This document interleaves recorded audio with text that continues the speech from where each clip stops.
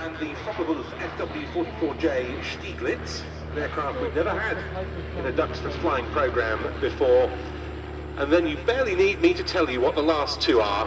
You might even have flown in them before. From the western end of the airfield is a really good juxtaposition of all of those aircraft getting airborne and the modern day trade of the tutor on finals. Not the first time Bob Dew.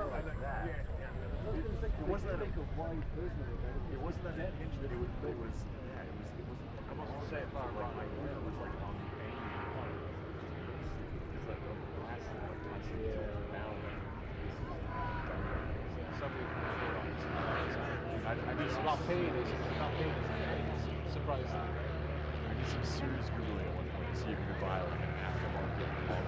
I can't find it. It doesn't seem to exist. It's such a simple piece.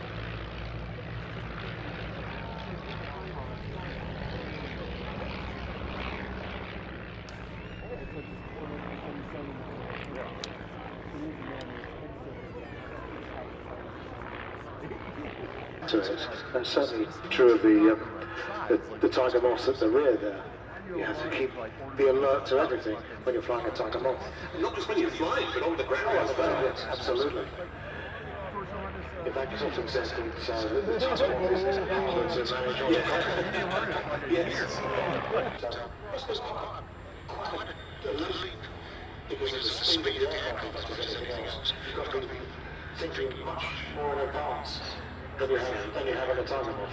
And that is such an important part of flying training, isn't it? Learning to do that. Yeah, absolutely. It makes the Piper Cub look big, doesn't it? Now the two aircraft, that's the German observation aircraft which lives in flight is base, and an L-4, a duel between pistols carried on board the two aircraft which saw the Storch being forced landed.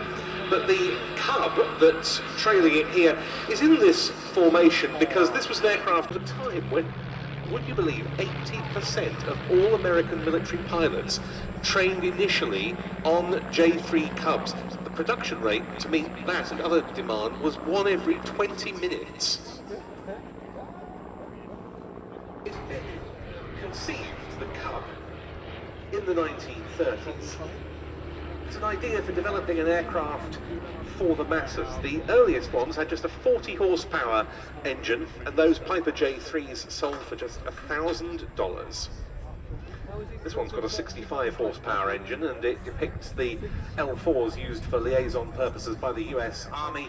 We particularly remembered them this year when, in the 80th anniversary year of D-Day, we of course had 5 of them. Spotting platforms very effective in that role they were too.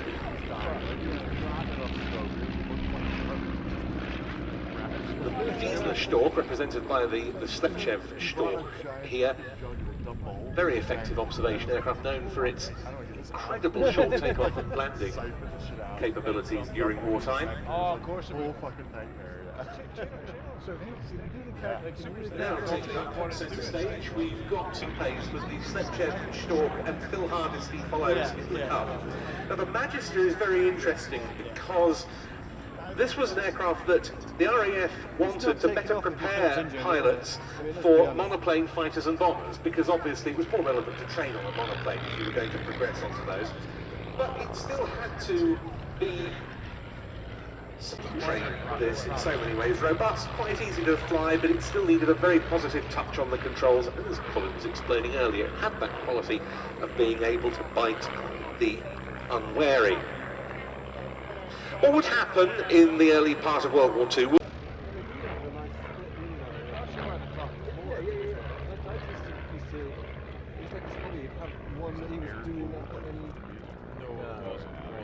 They've got that curvy, they look like